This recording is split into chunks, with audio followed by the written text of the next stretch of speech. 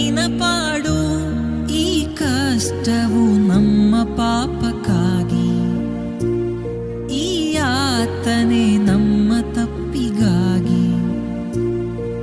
ಸಹಿಸಿದರು ನಮ್ಮೆಲ್ಲರ ರಕ್ಷಣೆಗಾಗಿ.